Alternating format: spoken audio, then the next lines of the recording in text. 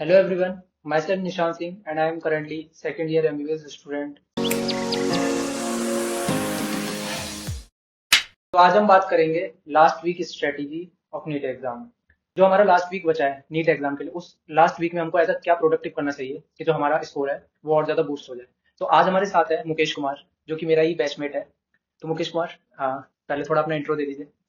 Hello everyone, मैं Mukesh Kumar, MBBS second year student in SMC एटा। मुकेश कुमार की NEET 2022 में रैंक थी 16,509। और मुकेश मार्क्स कितने थे इस रैंक पे? 610। मुकेश को ही मैं आज इंट्रोड्यूस क्यों करा रहा हूँ, उसके पीछे एक रीजन है। क्योंकि मुकेश का जो पास्ट रहा है, मुकेश बीएससी कॉलेज में थे, बीएससी में गोल्ड मेडलिस्ट थे मुकेश, और यहाँ भी टॉपर्स की लिस्ट में आते हैं मुकेश। सबसे पहले आप बताओ स्टूडेंट्स को कि जो हमारी लास्ट वीक है उसमें हम ऐसा स्ट्रेटेजी कैसे बनाएं, अपना टाइम टेबल, अपना रिवीजन, किस सब्जेक्ट को कितना ज्यादा टाइम देना है, ये सब हम कैसे डिसाइड करें लास्ट वीक में। देखो, टाइम टेबल की बात करें तो ऐसा कुछ खास टाइम टेबल होता है जिसको हम फॉलो कर सकें। हमें देखना है कि कौन सा सब्जेक्ट हमारा वीक है, किस उस पर ज्यादा ध्यान देना चाहिए, और जो हमारा स्ट्रांग है वो तो हम कर ही लेंगे। तो जो वीक पॉइंट्स है उसको कवर करें।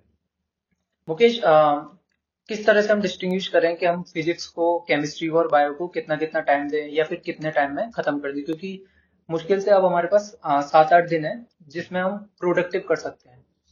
तो देखो, जो ज्यादा क्वेश्चन आता है नीट में 50% तो बायोलॉजी आता है। तो बायोलॉजी केमिस्ट्री आसान भी माना जाता है और उसको हम अच्छे से कर भी सकते हैं। तो बायोलॉजी और केमिस्ट्री को अच्छे से रिवाइज करें एनसीईआरटी से। और फिजिक्स के लिए मैं लास्ट वीक में कहूंगा कि सिर्फ क्वेश्चन लगाएं, उसके पास्ट ईयर पेपर लगाएं 2-3 साल के जो रिसेंटली आए हैं। मुकेश, 7 दिन में कोई अगर टाइम टेबल द्वारा रिक्रिएट करना चाहे, मतलब उसको लग रहा हो कि अभी तक उसने परफेक्ट टाइमिंग नहीं दी है अपनी सब्जेक्ट्स को, तो टाइम टेबल किस हिसाब से उसका होना चाहिए, मतलब कितना मिनिमम आवर्स उसकी स्टडी होनी चाहिए कुछ। देखो, लास्ट वीक में हमें टेंशन नहीं लेनी, हमें रिलैक्स रहना है। तो अच्छी से अच्छी नींद लें। पढ़ाई की बात रहे तो जितना आपने पढ़ा है बहुत पढ़ लिया है, जितने मॉक टेस्ट दिए थे वो भी बहुत है। बस आपको जरूरत है तो रिलैक्स होने की जरूरत है, क्योंकि सबको पता है कि जब हम टेंशनाइट हो जाते हैं तो हमारा पेपर गड़बड़ हो जाता है। तो अच्छे से नींद लें। और बात रही पढ़ाई की, तो आप देखते रहिए कि हमारा कौन सा टॉपिक वीक है, बस उस पर मेन फोकस करें। मेन बायोलॉजी एनसीईआरटी से करें, केमिस्ट्री एनसीईआरटी से करें। फिजिक्स एक बार एनसीईआरटी से नहीं भी करेंगे तो भी चलेगा। फिजिक्स के लास्ट वीक में बस फार्मूले तुमको बस टिप्स पे आने चाहिए, क्योंकि वहां पे फार्मूले डिराइव करने का इतना टाइम नहीं होता है। अगर हमें फार्मूला पता है तो सवाल तुरंत हम लगा सकते हैं, वहां डिराइव करने का मौका नहीं मिलता। मुकेश, एक बहुत ही ज्यादा पूछने वाला क्वेश्चन है कि लास्ट टाइम पे हम ज्यादातर मेजोरिटी डीमोटिवेट फील करती है, तो मतलब आपको मोटिवेशन किस चीज से मिल रहा था लास्ट वीक में? मोटिवेशन के लिए एमबीबीएस की बात की लाइफ सोचो। जब तुम सेलेक्ट हो जाओगे तो घर वाले कितने खुश होंगे, तुम्हारे दोस्त कितने खुश होंगे, और जो तुम्हें सबसे ज्यादा जलन करते हैं वो और जलेंगे। तो उनको जलाने के लिए अपने अंदर मोटिवेशन लाइए। दुनिया में कहीं मोटिवेशन मिलता नहीं, ना कहीं यूट्यूब से, ना दूसरी जगह से। खुद का मोटिवेशन होता है, जो भी मोटिवेशन होता है खुद का होता है। बिल्कुल, ये आपने बिल्कुल ठीक बात बोली। खुद का मोटिवेशन जरूरी है, सेल्फ मोटिवेटेड। उस टाइम पे आपको शायद यूट्यूब वीडियोस देख के आप अपना टाइम ही वेस्ट करेंगे। मतलब हमारी वीडियो देख के आपको एक लास्ट टाइम स्ट्रेटेजी मिल रही है। लेकिन मुकेश ने बहुत अच्छी बात बोली, सेल्फ मोटिवेटेड। यही आपको, मतलब आप सोचिए कि नीट के बाद आपकी लाइफ कैसी होगी। आप ये देखिए कि लोगों की लाइफ कैसी होती है, और नीट के बाद बहुत रिलैक्स लाइफ होती है, ऐसा बोलना ठीक रहेगा। एमबीबीएस पीरियड बहुत अच्छा है, बहुत ही स्ट्रगलिंग फेज से आप निकल के आएंगे, आपको बहुत सारी चीजें करने को मिलेंगी, देखने को मिलेंगी। इस सब के बारे में आप सोचिए लास्ट टाइम पे।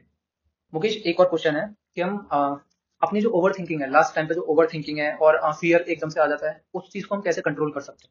देखिए, जब आप पिछली बार नीट दिए होंगे तो नीट के दूसरे दिन आपको लग रहा होगा कि अगर ये पेपर आज ना हुआ होता, कल हुआ होता तो मैं कर लेता। तो उसी चीज को याद करिए कि जो दिन का आप इंतजार कर रहे थे वो दिन आने आ गया है। तो इस चीज को एंजॉय करिए, और जो आपको इंतजार था 1 साल से, 4 साल से, वो दिन आज आ गया। तो इससे डरिए मत, इसे एंजॉय करिए। एक और फेमस क्वेश्चन है, बहुत सारे लोगों का ये बोलना होता है कि लास्ट जो वीक है उसमें मॉक टेस्ट देना बिल्कुल बंद कर दीजिए, क्वेश्चन लगाना बंद कर दीजिए। तो जो हम लोग पढ़ चुके हैं, मतलब जैसे एनसीईआरटी की बात करें बायो और केमिस्ट्री की, तो उसको लाइन टू लाइन पढ़िए, तो ये कहाँ तक ठीक है ये?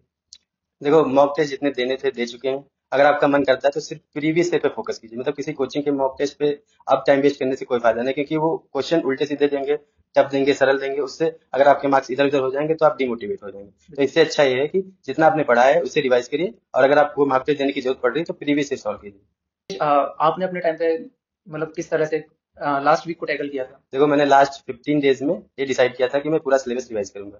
तो उसमें मैंने बायो, केमिस्ट्री, फिजिक्स मतलब क्वेश्चन लगाना बंद कर दिए थे। जितना हमने पढ़ा था उसको लाइन टू लाइन रिवाइज किए थे। तो देखो हम पढ़ते तो बहुत सारा है लेकिन हमें याद नहीं रहता। तो इससे अच्छा है कि अब क्वेश्चन की जगह पे ज्यादा फोकस किया जाए कि जो थ्योरी हमने पढ़ी है लाइन टू लाइन उसको कैसे पढ़ें।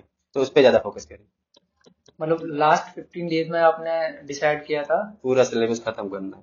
कौन सी बार आपने खत्म किया था, 20 या 21 बार?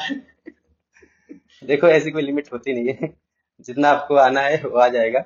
10 बार पढ़े, 100 बार पढ़े, लेकिन जो भी पढ़े समझ के पढ़े। 2 बार का भी बहुत काफी है और 100 बार का भी बहुत कम हो जाता है। ये सजेशन मेरी साइड से भी रहेगा कि लास्ट टाइम पे जो आपने नोट्स बनाए हैं उनको एक बार जरूर आप रिवाइज कर लें, क्योंकि वो आपके बनाए हुए हैं। आपको एग्जैक्ट पता होता है कि आपने अगर माइटोकॉन्ड्रिया के बारे में कहीं लिखा है तो वो कौन से पेज पे लिखा है। अगर एक बार आपने लास्ट टाइम पे वो रिवाइज कर लिया तो वो फिर से बूस्टअप हो जाएगा। आई होप कि ये वीडियो और सजेशन आपके काम आए लास्ट 7 डेज में। All the best for your exam. All the best guys.